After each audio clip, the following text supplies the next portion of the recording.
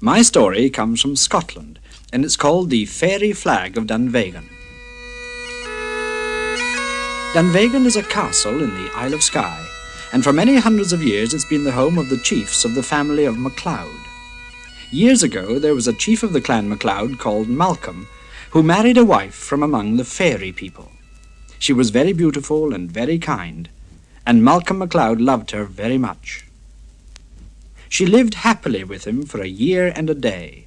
But the trouble with fairy folk is that they can never be happy for long in the land of mortals. So that having given Malcolm a baby son, the fairy bride grew sad and wanted to go back to her own people. Malcolm allowed her to go and took her part of the way. Then he said goodbye to her and never saw her again. In the castle of Dunvegan, a great feast was held to celebrate the birth of the son of MacLeod. It was an ancient tradition that the birth of a son of the chief should be celebrated in this way, and all the clansmen from far and near came to the castle to drink the health of their future chief. In a room high in the castle turret, the baby was asleep in his cradle.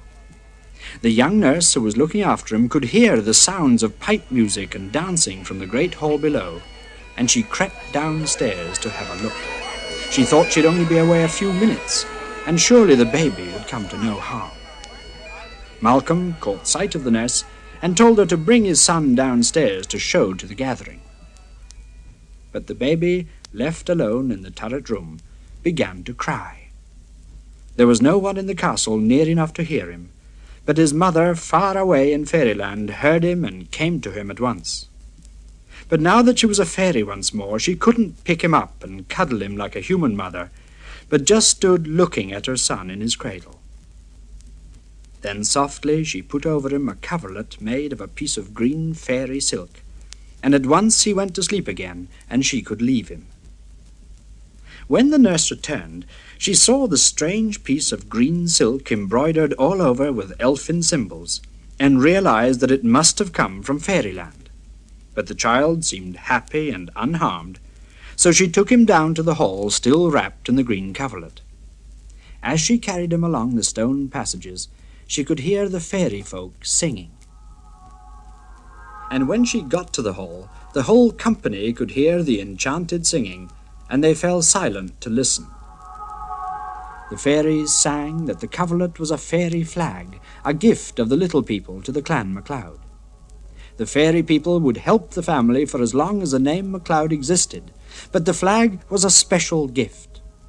3 times it might be waved if the family were in great danger, and they would be saved. But the flag was only to be used with great thought and care, and never for no good reason. If someone did wave it just for a joke, a terrible curse would come on the family instead, and 3 dreadful things would happen to them. The son of the chief would die, a group of rocks at Dunvegan would fall into the hands of their enemies, and a red fox would give birth to her family in the room of the castle where the baby had slept, and that would be a sign that the glory of the MacLeods would vanish and they would lose their lands.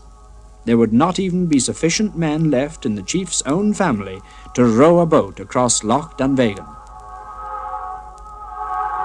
Then the singing stopped, and everyone stood staring at the baby, and at the green piece of silk that was so wonderful and so terrible. At last Malcolm stepped forward and took the flag, and gave orders that an iron casket should be made for it, and that whenever the MacLeods went into battle, the casket should go with them, but that no one but a MacLeod should be allowed to open the casket or touch the flag. In time, Malcolm died, and so did his son. Many hundreds of years passed, and the fairy flag remained safe in its iron casket, until a time when the lands of the clan were attacked by a neighbouring family. A battle raged, and as the day wore on, the MacLeods were losing ground, and it seemed as if they must be beaten. Then the chief of MacLeod remembered the flag and the power it was supposed to have, so he sent for the iron casket and unlocked it, and took out the little piece of green silk and waved it aloft in front of his men.